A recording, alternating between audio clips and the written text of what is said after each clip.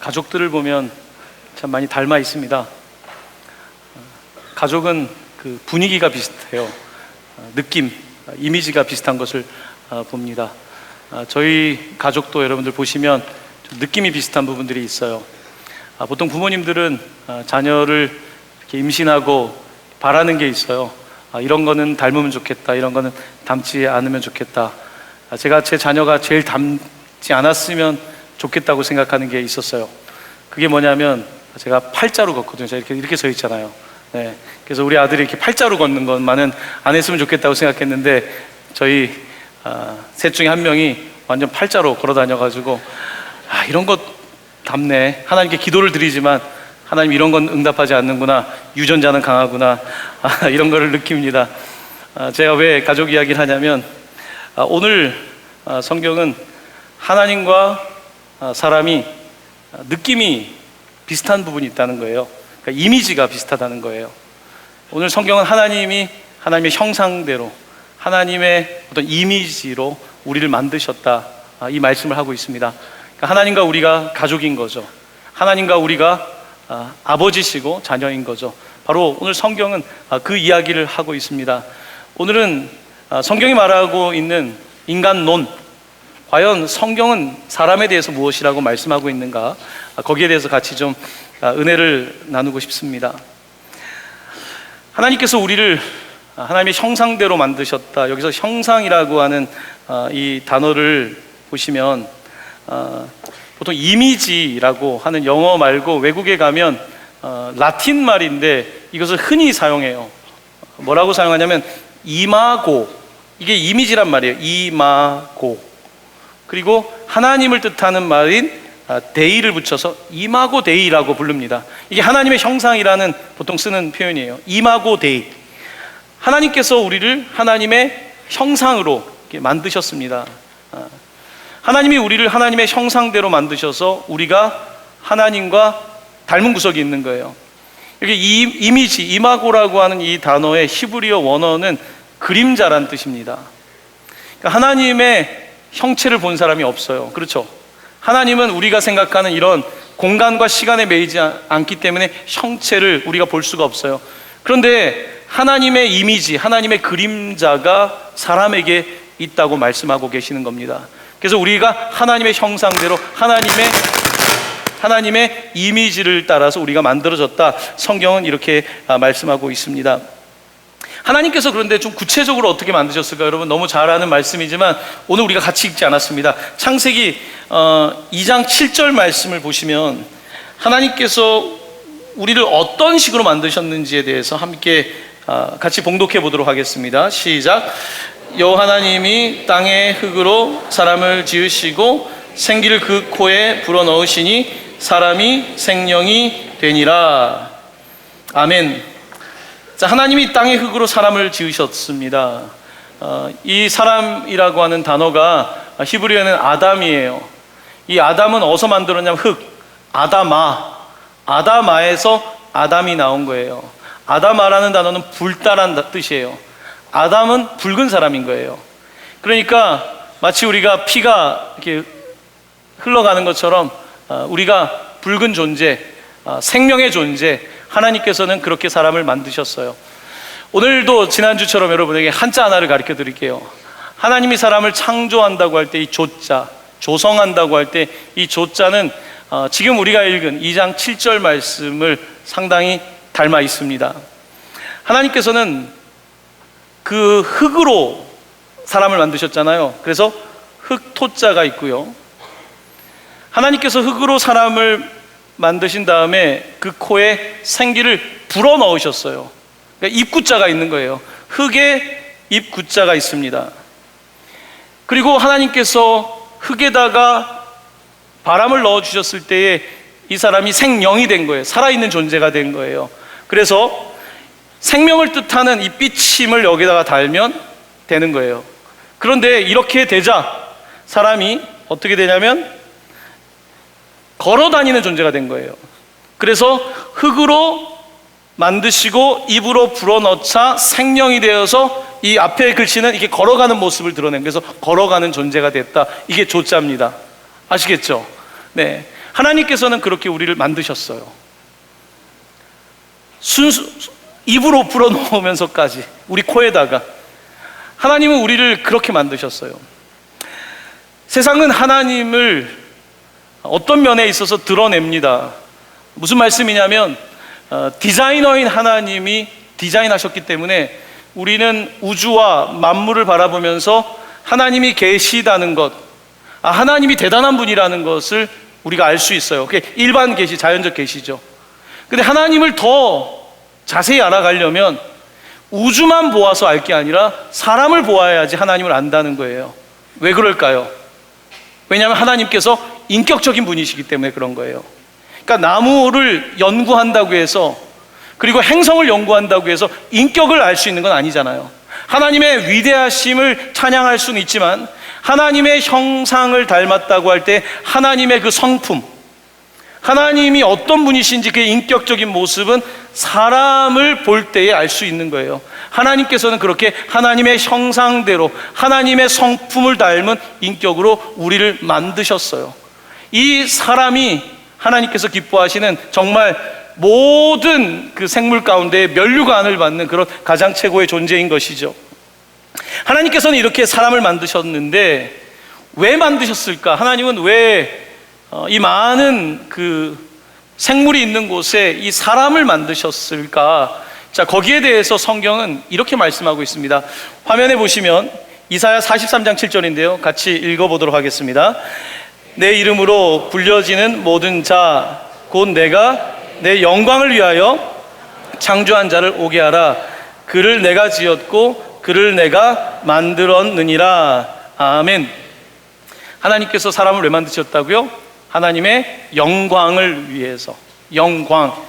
제가 어릴 때부터 들었던 말씀이 너 왜 공부해? 하나님의 영광을 위해서 하는 거야. 너 앞으로 어떻게 살 거야? 하나님의 영광을 위해 살아야 돼. 정말 어릴 때부터 들었던 그 영광이라는 단어 여기에 들어갑니다. 우리는 하나님의 영광을 드러내기 위하여 존재하는 거예요. 내가 나를 위해 존재하는 것이 아니라 나를 창조하신 하나님의 영광을 위해 존재하는 거예요. 해와 달과 별들이 하나님을 찬양하는 것처럼 하나님의 형상을 담고 하나님의 인격을 담고 있는 우리가 하나님의 영광을 위한 존재로 만들어진 것입니다. 자, 그런데 이 하나님의 형상, 하나님의 그림자를 가지고 있는 사람이 하나님의 영광을 떠나게 됩니다. 하나님의 영광을 떠나게 되고 우리 가운데 죄가 들어오게 되고 이제는 어둠이 우리 가운데 들어오게 되는 거죠. 자, 여러분에게 로마서에 있는 말씀 한 구절 같이 나누고 싶습니다. 로마서 1장 22절로 23절입니다. 함께 봉독합니다. 스스로 지혜 있다 하나 어리석게 되어 썩어지지 아니하는 하나님의 영광을 썩어질 사람과 새와 짐승과 기어다니는 동물 모양의 우상으로 바꾸었느니라. 하나님께서 만드신 영광스러운 존재가 우상으로 만들었다고 되어 있어요. 자, 여기에서 흥미로운 것은요, 이 아까 이마고라고 말한 이 그림자라고 말한 단어가 성경에 17번 등장합니다. 17번 등장하는데 처음 5번은 긍정적인 의미로 사용되고 있어요. 하나님의 형상이라는 단어로 5번이 사용되는데 그 다음으로 넘어가면서 이 단어가 이미지가 아니라 어떻게 사용되냐면 이렇게 쓰이기 시작합니다. 아이돌, 우상이라고 이제 기록됩니다. 그러니까 하나님의 형상대로 우리를 만드셨는데 우리가 하나님의 형상을 드러내는 존재로 살아야 되는데 우리가 하나님을 닮지 못하고 오히려 세상에 있는 것을 아이돌로, 우상으로 만들었다는 거예요. 그래서 되게 똑똑한 척하고 하는데 사실은 어리석은 우상 숭배자가 되었다라고 성경은 말씀하고 있습니다. 성경의 스토리는 그렇습니다. 하나님의 형상에서 이제는 우상을 섬기는 자로 변해가는 인간의 모습을 창세기는 우리에게 전해주고 있는 것입니다. 그렇습니다. 우리는 하나님의 형상대로 지음을 받았지만 이렇게 점점 우상을 더 가까이 하고 눈에 보이는 것을 더 믿는, 보이지 않는 하나님을 믿는 것이 아니라 자꾸 뭔가를 만들어내고 눈에 보이고 증명하려고 하고 하나님이 없다라고 말하는 존재가 되었다는 것입니다. 자, 이제 오늘 하나님의 형상에 대한 이야기를 하고 있는데요, 하나님의 형상이란 무엇인가에 대해서 한번 생각해 보시면 좋을 것 같습니다. 하나님의 형상, 이마고 데이란 무엇일까요? 많은 사람들이 하나님의 형상이 무엇인가에 대해서 이야기하면서 어떤 사람은 하나님의 지능이다, 하나님의 지능이 하나님의 형상이어서 사람이 제일 똑똑하다, 어떤 사람은 하나님의 형상은 우리의 도덕적 선함이다, 그래서 다른 생물들에게는 양심이라는 것이 없는데 하나님의 형상을 닮은 우리에게는 그런 도덕성이 있다라고 말하죠. 어떤 사람은 하나님의 형상이란 창조성이다, 그래서 우리는 계속 끊임없이 무언가를 창조해내는 삶을 살아가죠. 그래서 창조성이라고도 말합니다. 자, 여러 가지 하나님의 형상에 대해서 말할 수 있는데요, 그 가운데 오늘 본문을 통해서 하나님의 형상의 의미를 조금 더 다른 각도에서 한번 바라보기를 원하는데요, 창세기 1장 27절입니다. 창세기 1장 27절 같이 읽어볼까요? 시작. 하나님이 자기 형상 곧 하나님의 형상대로 사람을 창조하시되 남자와 여자를 창조하시고. 자, 하나님의 형상대로 사람을 창조하시다고 하시면서 거기에 대한 부연 설명을 붙이고 있습니다. 남자와 여자를 창조하시고.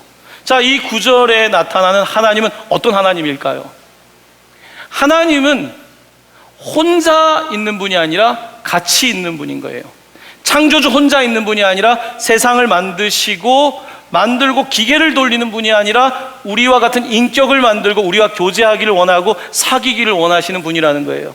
하나님께서는 또한 사람이 하나님과만 관계를 맺는 것이 아니라 남자와 여자를 만드셔서 서로 관계성을 가지고 살아가기를 원하시는 하나님이시다. 다시 말하면 하나님은 사랑의 하나님이시라는 겁니다. 남녀의 사랑뿐만 아니라 하나님은 우리가 사랑, 관계성 가운데 살아가길 원하시고 바로 그 사랑이, 그 관계성이 하나님의 속성이라는 말씀입니다. 우리는 잘 알고 있습니다. 하나님은 한 분이세요. 하지만 성부, 성자, 성령 세 분이 한 분이세요. 이것이 하나님의 사랑 아닙니까? 하나라고 하는 것은 사랑인 거예요. 부부가 하나 되는 건 사랑이에요. 가족이 하나 되는 건 사랑이에요. 교회가 하나 되는 것도 사랑이에요. 하나님은 한 분이세요. 셋이 한 분이신 거죠. 하나님은 굉장히 관계에 능한 분이세요. 하나님은 잘 사귀는 분이세요. 그래서 끊임없이 사귀고 끊임없이 하나됨을 기뻐하시는 하나님이신데, 원래 사람도 그렇게 창조되었습니다. 그런데 우리가 죄를 범한 이후에 사람이 관계성이 어려워졌어요. 이거 살면서 가장 어려운 게 관계 아닙니까? 관계 맺는 게 어려워요. 사랑이 어려워요. 사랑한다고 했는데 또 사랑을 잃어버리게 되고 사랑 때문에 아프고 어떻게 해야 될지 모르는 이와 같은 삶을 살아가는 거죠. 하나님은 삼위일체 하나님이신데 사람은 셋이 모이면 어떻게 될까요? 네. 하나님은 삼위일체 하나님이신데요, 이렇습니다. 사람은 셋이 모이면 이렇게 돼요. 이걸 삼각관계라 그래요.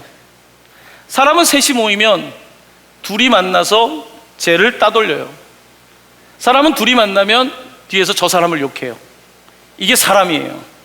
셋이서 하나가 되기가 무척 어려워요. 삼각형 같아요. 뾰족해요. 각자의 개성은 있지만 하나 되기가 굉장히 어려워요. 이게 사람의 모습이에요. 이제 명절이 다가오는데 여러분, 가족의 이야기는 결국은 삼각의 갈등이에요. 삼각관계. 그 가정 안에 어마어마한 삼각형이 있어요. 가족 치료라고 하는 것은 그 삼각형을 푸는 거예요. 삼각형을 어떻게 풀까? 이 복잡한, 조상 때부터 있는 이 복잡한 삼각형을 어떻게 풀까? 이것을 탈삼각이라 그래요. 어떻게 이 삼각형에서 탈삼각을 시킬까? 이게 가족 치료의 핵심이거든요. 사람은 셋이 모여가지고 하나가 안 되고 서로 상처를 주는 이런 모습인데, 하나님은 형체는 없지만 모습을 그린다면 삼위일체 하나님은 이런 모습에 가까워요. 하나님이 어디, 삼위일체의 하나님께서, 성부, 성자, 성령 하나님께서 어디에 계시다라고 이렇게 할 수 없을 정도로 하나 되어 있는 모습이 사실은 삼위일체에 가까운 게 아닌가, 그런 현대신학자들의 글을 읽어보았습니다. 하나님은 이렇게 관계성을 갖고 있는 분이에요. 그래서 너가 아니라 하나 되는 분인데 우리는 너무 서툴러요. 사랑해서 결혼했는데 결혼하니까 서툴러요. 사랑해서 아이를 낳는데 아이를 낳아서 키우는 게 너무 서툴러요. 교회를 하자고 해서 교회를 했는데 교회를 세워가는 게 너무 서툴러요. 왜 그럴까요? 우리 가운데 하나님의 모습을 닮은 그 사랑, 관계가 깨지고 나니까, 하나님을 떠나버리니까, 하나님의 형상을 잃어버리고 계속해서 자기를 우상화하거나 아니면 딴 것을 우상화하는 바로 우리의 모습이 끊임없이 우리에게 문제를 일으키고 있는 거죠. 바로 이것이 우리의 모습입니다. 자, 하나님께서는 이렇게 아름다운 관계성을 만드셨어요. 하나님께서 6일 동안 빛부터 쭉 만드셔서 동물까지 만드시고 마지막 6일째 되는 날 사람을 만드신 다음에 뭐라고 하셨냐면 심히 좋았더라. 그 전까지는 그냥 좋았더라. 그런데 사람을 창조하신 다음엔 심히 좋았더라고 말씀하고 있어요. 하나님의 눈에 보시기에 뭐가 그렇게 심히 좋았을까요?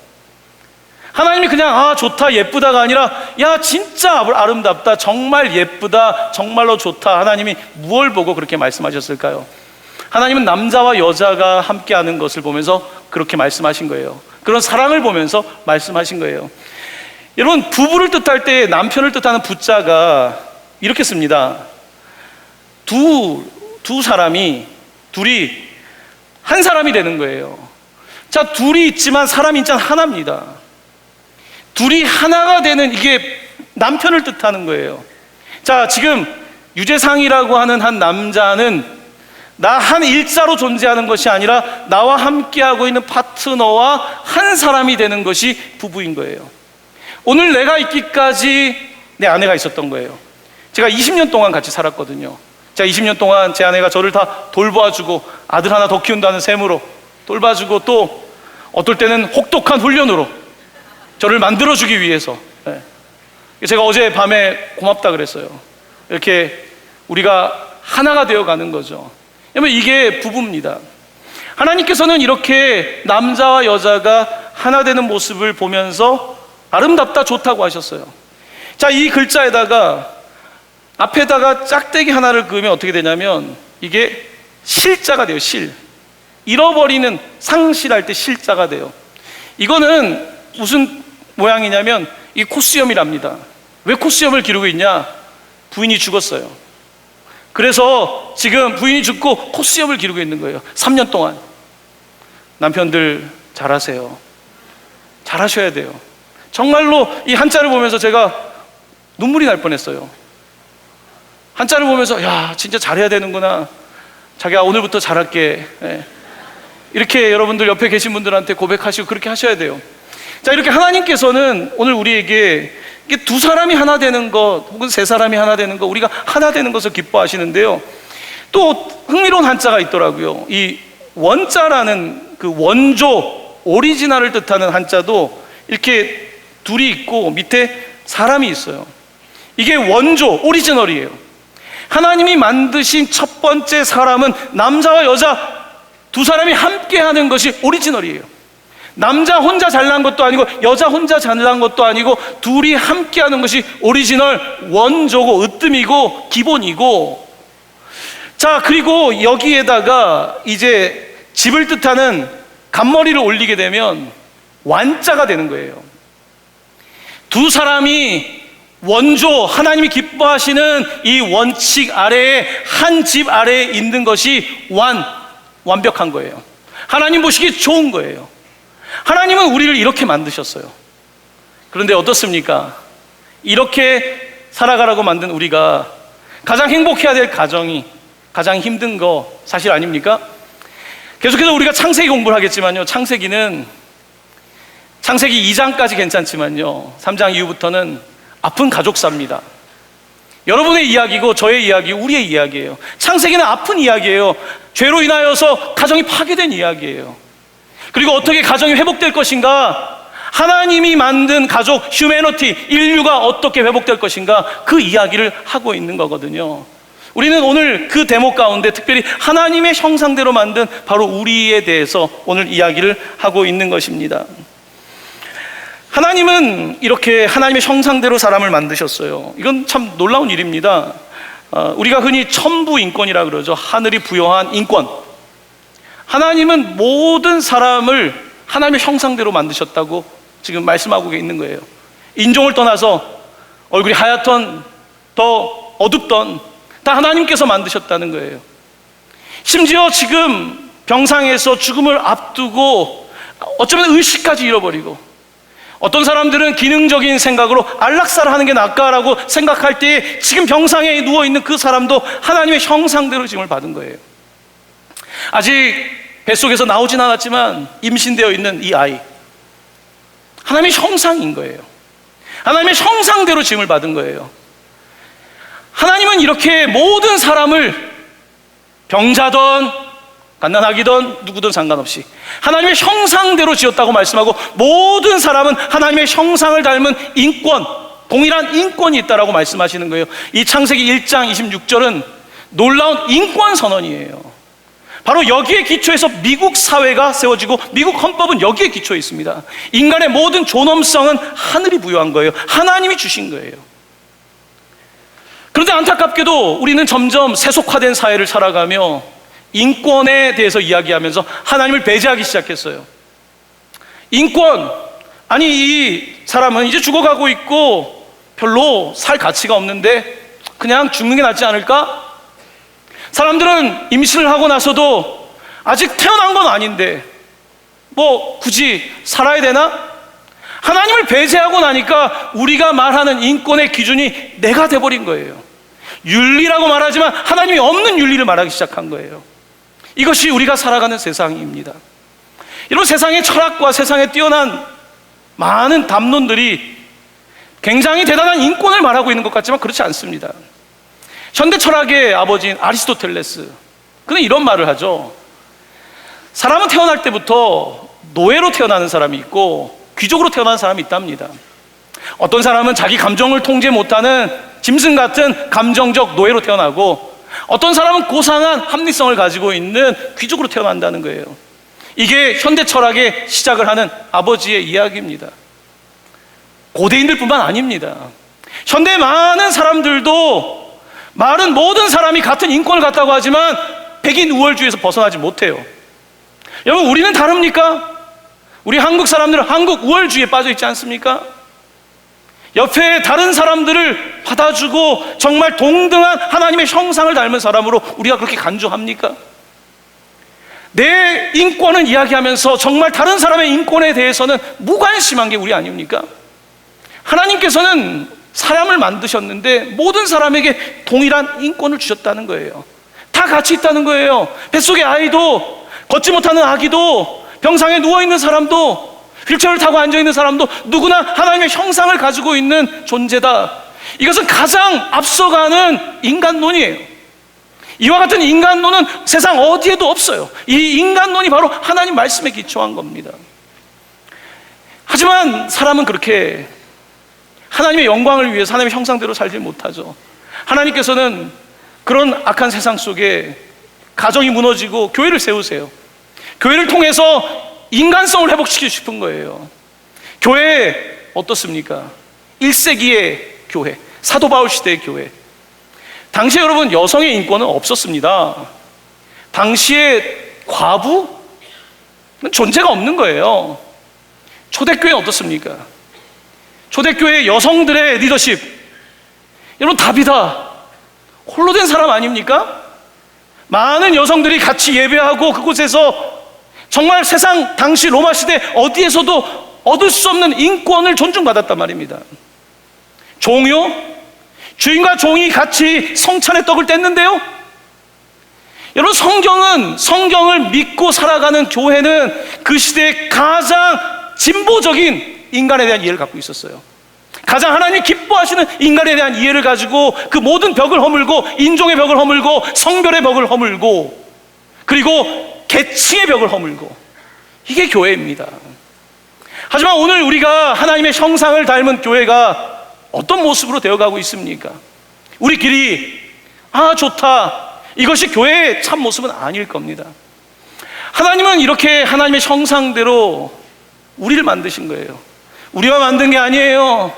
길에 있는 잠자리가 없는 그 사람도, 정말 하루하루를 견뎌내기 어려운 장애를 갖고 있는 사람도, 나그네처럼 이 땅에 와 있는 사람도 누구나 하나님께서 주신 그 인권이 있다는 것입니다. 이 놀라운 선언이 오늘 창세기에 오늘 우리에게 주어진 것입니다. 하나님은 이렇게 사람을 만드시고 하나님의 형상대로 만드시고 이 사람을 축복하시는 장면이 등장합니다. 하나님 얼마나 사람을 사랑하시는지요. 여러분 1장 28절 말씀 한번 찾아볼까요? 1장 28절 같이 읽도록 하겠습니다. 하나님이 그들에게 복을 주시며 하나님이 그들에게 이르시되 생육하고 번성하여 땅에 충만하라. 땅을 정복하라. 바다의 물고기와 하늘의 새와 땅에 움직이는 모든 생물을 다스리라 하시니라. 아멘. 하나님께서는 사람을 만들어 놓고 하나님의 지능을 닮은, 하나님의 창조성을 닮은, 하나님의 인격을 닮은 우리가 세상을 다스리라는 거예요. 이용하라고 한 게 아니에요. Take advantage, 내가 원하는 것을 얻은 게 아니라 이들을 다스려라. 선한 청지기로 다스려라. 하나님이 우리를 인격적으로 대하신 것처럼 하나님이 우리를 믿고 맡기신 거 아니에요. 우리도 이 세상을, 세상에 있는 나무와 세상에 있는 동물과 또한 같은 인류를, 옆에 있는 사람을 함께 만들어가는 세상으로 아름답게 변화시켜 가라고 말씀하고 있는 것입니다. 이게 하나님의 명령이에요. 이것을 우리가 흔히 문화 명령이라 그래요. 문화. 경제적인 착취의 대상이나 환경을 내 걸로 만드는 대상이 아니라 문화. 바로 인격적인, 사람만이 할 수 있는 이 문화를 만들라는 거예요. 환경도 문화로, 또한 모든 관계도 하나님 기뻐하시는 문화로, 그리스도의 문화로 만드는 것을 우리에게 명령하신 거예요. 하지만 우리는 계속해서 실패하는 거죠. 왜요? 하나님의 형상을 잃어버리고 끊임없이 우상을 만들고 자기를 우상화하는 죄를 반복하고 있기 때문에 그런 것입니다. 하나님께서는 이렇게 사람을 만드시고 모든 것들을 부탁하신 다음에 그들에게 복을 명하셨습니다. 복자를 보면요, 이 글자는 신을 뜻하는 단어예요. 신. 뭐 귀신을 뜻하는 단어기도 하지만 어쨌든 중국에서는 이것이 신을 뜻하는 단어입니다. 자, 이 신을 뜻하는 단어에다가 복자를 보면 첫 번째 사람을 뜻하는 한일자가 있고요, 그리고 사람을 뜻할 때 쓰는 입구자가 있습니다. 그리고 밑에는 밭전자가 있어요. 밭전자는 에덴 동산 정원에 해당하는 표현입니다. 자, 복이라고 하는 단어는 하나님과 첫 번째 사람이 정원에 있는 모습, 남녀가 하나 되어 있는 바로 그 모습, 이것이 복인 거예요.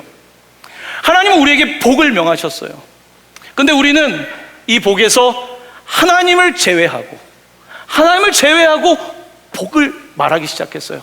하나님을 제외하고 인권을 말하기 시작했고, 하나님을 제외하고 이게 잘 사는 거라고 말하기 시작했어요. 그러므로 우리의 인간관이 흔들리고 우리의 구원관이 흔들리고 우리의 모든 세계관이 흔들리고 있는 거죠. 하지만 성경은 우리에게 분명하게 하나님이 함께 하실 때에 바로 그 동산이 바로 복의 동산이라고 말씀하고 있는 것입니다. 오늘 이렇게 하나님께서는 복을 명하시고 너무 좋다, 심히 좋다고 말씀하시고 나서 오늘 본문 말씀 2장을 보면요, 일곱째 날 이야기가 나옵니다. 일곱째 날에 하나님께서 뭘 하셨을까요? 하나님께서 안식하셨습니다. 쉬셨습니다. 하나님은 왜 일곱 번째 날에 쉬셨을까요? 피곤하셨을까요? 하나님은 졸지도 주무시지 않는다고 되어 있는데요, 하나님 피곤하셔서 쉬셨을까요? 아닙니다. 주인이 안 쉬면 종이 못 쉬기 때문에 그래요. 여러분, 사장님이 문을 닫아야 쉬는 거예요. 주인이 쉬어야지 쉬는 거예요. 하나님이 쉬기 위한 것이 아니라 종을 위해서, 우리를 위해서 쉬게 만든 거예요. 바로 이게 하나님의 계획이에요. 안식일의 정신은 나는 가서 예배드리고 종업원을 일시키는 것은 그것은 안식일의 정신이 아니에요. 유대인의 안식일의 핵심은 주인도 남종도 여종도 그리고 집에 있는 가축도 쉬는 것이 안식일의 정신이에요. 안식일은 누구나에게 공평해요. 이스라엘 가면 유대인들이 아무리 가난해도 그날의 빵은 거의 공짜로 얻을 수 있어요. 왜냐하면 모든 사람이 하나님의 형상대로 지음을 받은 사람이 이 안식일에는 하나님의 주인 되심을 인정해야 되기 때문에 그런 거예요. 하나님은 이 일곱째 날을 복되다고 하셨어요. 무엇이 복된 걸까요? 여러분, 6일 동안 일하고 모든 세상이 돌아가는 것도 복되지만 하나님이 정말 기뻐하시는 것은 하나님과 사람이 에덴 동산, 기쁨의 동산, 그곳에서 함께 거하는 것, 하나님은 그것을 복되다고 하세요. 오늘 우리가 주일날 예배하며 누리는 기쁨은 아는 사람을 만나서 식사하고 하는 것도 기쁨이지만 하나님과 함께하는 기쁨 아닙니까? 아까 찬양하면서 얼마나 기뻐요. 저도 오늘 얼마나 많이 울었는지 몰라요. 너무 좋은 거예요. 너무 감사한 거예요. 하나님의 은혜가 우리 가운데 있잖아요. 이게 하나님의 복이라고 말씀하시는 거예요. 하나님은 이렇게 우리를 생각하세요. 여러분, 하나님의 생각을, 그 높으심을 우리가 이해할 수 있겠습니까? 내가 아무리 컸다고 해도 우리 어머니 아버지가 날 위해 했던 것을 내가 감히 상상하고 이해할 수 있겠습니까? 하나님은 세상을 창조하시고 나서 그렇게 이 모든 세상을 우리에게 맡기시며 우리를 생각하신 거예요. 모든 하나하나가 생각하신 거예요. 그래서 이른 비와 늦은 비를 주시고 우리에게 필요한 모든 나무와 초목을 주시고 우리가 부족하지 않도록 하나님께서는 만들어 주신 거예요. 서로 함께 돕는다면, 함께 한다면 절대 누구도 굶주리지 않은 핍절한 사람이 없게 하는 것이 하나님의 계획하심인 거예요. 하지만 우리는 하나님의 그 창조된 인간성을 잃어버리고 서로 뛰어나다, 지혜롭다고 하지만 결국은 우상 숭배자가 되어가고 있는 것입니다. 그렇습니다. 오늘 본문은 이렇게 창조의 이야기를 하며 오늘 우리에게 도전합니다. 하나님의 형상, 이미지. 여러분, 우리는 하나님의 형상이 많이 깨졌는데 그럼 어떡할까요? 데미지를 많이 입었는데 이게 재생 가능할까요? 우리가 깨졌는데 다시 합할 수 있을까요? 성경에 나오는 이미지라는 말은 조금 더 다르게 표현하면 거울이란 뜻이기도 합니다. 우리는 하나님의 거울이에요. 세상 우주의 무엇보다 우리가 하나님을 보여주는 거울이라는 거예요. 우리를 통하여서 하나님의 모습이 드러나게 되는데 여러분, 우리는 어떻습니까? 이 하나님의 모습을 정말 드러내고 있습니까? 이 깨진 모습으로 어떻게 내가 하나님의 영광을 드러낼까요? 어떻게 하나님이 우리를 회복할 수 있을까요? 우리는 스스로가 회복이 안 돼요. 스스로가 깨진 것을 어떻게 할 수가 없어요. 깨진 유리를 어떻게 하겠습니까? 근데 하나님께서 놀라운 일을 하세요. 하나님의 형상이 무엇인지 잃어버리는 우리를 위해서 하나님의 형상, 보이지 않는 하나님의 형상이신 그의 아들 예수 그리스도께서 이 땅에 오십니다. 그가 이 땅에 오셔서 하나님의 형상인데 우리를 대신하여 침뱉음을 당하고요, 우리를 대신하여 뺨을 맞고 우리를 대신하여 채찍에 맞습니다. 예수 그리스도께서 이 땅에 오셔서 하나님의 형상을 잃어버린 우리를 위하여 하나님의 본체이신 예수 그리스도께서 하나님의 형상을 입고 육신을 입고 오셔서 깨진 우리들처럼 사신 거예요. 왜요? 뺨 맞는 사람의 고통을 공감하고 나누기 위해서, 가난한 자의 아픔을 알기 위해서, 병든 사람의 아픔을 다 같이 나누고, 예수님이 이곳에 와서 다 가르치시기만 한 게 아니에요. 예수님이 그들과 함께 하셨던 거예요. 하나님은 사랑인 거예요. 사랑은 가르치고 이래라 저래라만 하는 것이 아니라 함께 하는 거예요. 가늠하다 잡힌 여인이 있을 때 이래라 저래라 율법을 말하는 사람들 앞에서 그녀를 품어주셨던 거예요. 바로 그 하나님의 사랑, 관계의 위대한 왕이신 예수 그리스도께서 이 땅에 오셔서 우리를 대신해 주신 거예요. 바로 이것이 하나님의 형상을 회복하려고 하는 하나님의 방식이에요. 이것이 복음이에요. 하나님은 그렇게 오늘 우리를 회복시키시기를 원하시는 것입니다. 제가 수년 전에 한국에 왔을 때 제가 만났던 가장 힘들었던 상담실에서 만났던 분의 이야기가 있습니다. 이분은 어린 시절 여자 집사님인데요, 어린 시절 집에서 많이 맞았어요. 아빠는 알코올 중독이었고요, 늘 수심부름을 했고 아빠가 때렸고, 그러니까 이제 빨리 집을 나가고 싶잖아요. 결혼이 수단이니까 결혼을 했어요. 결혼했는데 남편도 폭군이었어요. 남편이 또 때려요. 이혼을 했어요. 또 누굴 만났어요. 그런데 또 맞아요. 늘 삶이 맞는 인생이에요. 이제 남편과 헤어지고 아들과 둘이 살아요. 이제 아들이 때려요. 저를 만난 날은요, 저도 정말 충격을 받았어요. 당시 팔이 다 보이는데 다 멍이에요. 여기도 멍이고요, 온몸이 멍이에요. 아마 때리고 밟은 것 같아요. 이분과 같이 이야기를 나누면서 저도 너무나 이거 어떻게 도와야 되지? 굉장히 힘든 시간을 보내고 있었어요. 근데 그때 이제 하나님께서 저에게 지혜를 주셨어요. 저에게 좋은 질문 하나를 던져주셔서 제가 질문을 했어요. 자매님의 인생에 자매님을 소중하고 가치 있게 대해준 사람이 있었습니까? 왜냐하면 제가 이야기를 들으면서 아버지도 남편도 아들도 나를 소중하게 대한 사람이 한 명도 없는 거예요. 심지어 주변에 있는 사람들도 다 그 사람을 이용만 하는 거예요. 소중하고 가치 있게 여긴 사람 한 명이라도 있었습니까? 없었대요. 자기는 단 한 명도 없었대요. 제가 다시 물었습니다. 오늘 이렇게 살아있고 하나님을 믿는 사람으로 살아가는데 저는 분명히 누군가가 자매의 생명을 지켜주기 위해서 누군가가 중요한 사람이 있었을 거라고 생각합니다. 더 생각해 보세요. 그랬더니 그때 그 자매님이 한참 생각을 하더니 돌아가신 엄마요. 우리 엄마는 날 사랑했어요. 엄마가 보고 싶어요. 엄마 이야기를 하는 거예요.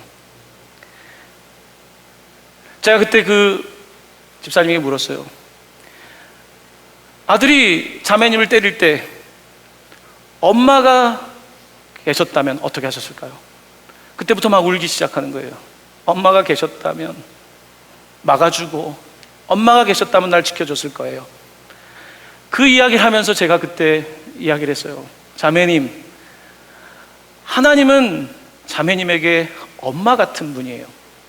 하나님은 멀리 계셔서 자매님을 혼내고 벌하는, 당신이 지나갔던 아버지와 남편과 그와 같은 사람이 아니라 하나님은 자매에게 어머니 같은 분이세요.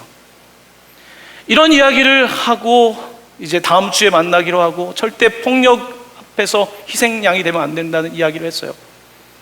그리고 이제 그 다음 주에 만났을 때 한 주간의 사건을 이야기하면서, 목사님, 지난주에도 또 아들이 먹는 걸 투정하면서 상을 업고 또 저를 때리려고 할 때 제가 그때 제 아들의 손을 잡고 나도 소중한 사람이야, 나도 소중한 사람이야 이렇게 말할 때 아들이 손을 내려놓고, 그리고 한 주간 동안 자기는 폭력의 희생양이 아니라 정말 가치 있는 사람으로 살았다는 이야기를 하더라고요. 사랑하는 성도 여러분, 사람의 가치, 폭력의 희생자이든 어떠한 고난을 받는 사람이든 누군가의 나를 가치 있게 생각해 준 사람이 한 명만 있다면 그 사람은 살아가는 거예요. 돌아가셨지만 그게 어머니였고 그 어머니 뒤에 하나님께서 이 여인의 삶을 지켜줬던 거예요. 이 여인은 비로소 하나님이 함께 하시고 매 맞고 참는 것이 내 십자가가 아니라 당당하게 맞설 수 있는 나도 소중한 사람이라고 하는 이 어마어마한 고백을 통해서 자신의 삶을 새로 일으킬 수 있었던 거예요. 그 다음 주에도, 목사님, 더 이상 아들에게 맞지 않습니다.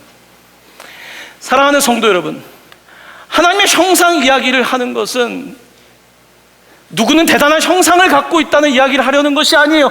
여기에 우리 있는 모든 사람들은 깨지고 상했어요. 여러분, 남녀 관계에서 깨지고 상해보지 않은 사람이 어디 있겠습니까? 내가 사랑한 사람에게 배신당한 사람도 많이 있을 것이고, 혹은 나는 언제쯤 사랑이 찾아올까? 나는 언제쯤 가정을 이룰 수 있을까? 우리는 수많은 이야기들 속에서 정말 하나님은 살아계실까? 과연 난 하나님의 형상대로 집을 받은 사람일까? 우리는 반문할 수 있습니다. 하지만 성경 우리에게 말씀하고 있어요. 너는 소중한 존재야. 너가 어떻든지 상관없이, 너가 병상에 누워있든지 너가 어떤 상황에 있든지 너는 소중한 존재야. 그래서 내가 너를 만든 거야 라고 말씀하고 있는 것입니다. 이 놀라운 예수 그리스도의 이 복음을 만날 때에 사람은 비로소 자기를 스스로 존중하는 법을 배우게 돼요. 안타깝게도 많은 사람은 자기를 존중할 수가 없어요. 왜냐하면 다른 사람들이 지금까지 나를 무시했고 나를 짓밟았기 때문에 나 스스로가 나를 인정할 수 없는 삶을 살아가는 수많은 사람들이 있지만, 하나님께서는 소중한 사람이라고, 누구도 너를 함부로 할 수 없다고, 아들의 폭력 가운데서 내가 너를 지켜주겠다고, 세상이 너를 넘어뜨리고 너를 짓밟고 모욕하지만 내가 너 옆에 있다라고 말씀하고 계신 거예요. 바로 그가 하나님이세요. 하지만 우리는 그 하나님의 형상을 잃어버렸고, 하나님께서는 그 하나님의 형상을 잃어버린 우리를 위하여 정말로 순수한 하나님의 형상인 예수 그리스도를 보내주셨고, 그가 십자가에서 우리를 위하여 대속물로 죽으심으로 말미암아 우리는 도무지 해결할 수 없는 내 인권, 도무지 해결할 수 없는 나의 존중, 도무지 해결되지 않는 내 상처와 모든 것들이 바로 그 예수 그리스도 안에서 회복되고 구원되는 역사를 경험하게 되는 것입니다. 사랑하는 성도 여러분, 우리는 교회입니다. 교회는 깨지고 상한 사람들이 그래서 구원받은 죄인이에요. 예수님께서 부활하신 이후에 제자들에게 나타나서 말씀하십니다. 요한복음의 이야기, 요한복음은 창조의 이야기예요. 요한복음이 끝날 때 마치 아까 조짜처럼 지금 두려워 떨고 있는 제자들에게 오셔서 성령을 받으라 내쉬면서 다시 살아라 그러면서 예수님께서 뭐라고 말씀하시냐면, 화면에 있는 말씀 마지막으로 함께 읽고 싶습니다. 함께 봉독합니다. 시작. 너희가 누구의 죄든지 사하면 사하여질 것이요 누구의 죄든지 그대로 두면 그대로 있으리라. 아멘. 아멘. 하나님께서는 새 생명, 새 창조의 역사를 주시고 성령을 받아 너희들이 세상에 나아가 죄를 있는 그대로 두지 말고 죄를 풀어내고, 삼각형에 있지 말고 탈삼각의 주체를 둘러서 너희들이 하는 것이 아니라 내가 너희들과 함께하고 이 놀라운 인간성의 회복과 구원의 역사를 이루겠다고 말씀하실 때에 그 사역을 우리에게 맡기고 계신 것입니다. 우리는 그래서 교회입니다. 깨어졌지만 하나님의 형상을 닮은 교회입니다. 이 교회가 하나님의 구원의 방법입니다. 그러므로 우리는 서로 약하고 깨지고 싶지만 여전히 하나가 되기 위하여 애를 쓰고, 그리고 우리가 하나가 되려고 애를 쓸 때에 사람들은 우리를 보며 예수 그리스도의 제자라고 말하게 될 것입니다. 여러분들 모두 여러분들의 삶의 문제를 해결할 뿐만 아니라 누군가의 아픔을 해결해 줄 수 있는, 함께 해줄 수 있는 그와 같은 하나님의 형상을 가진 사람들로 살아가시기를 예수님의 이름으로 간절히 축원합니다. 아멘.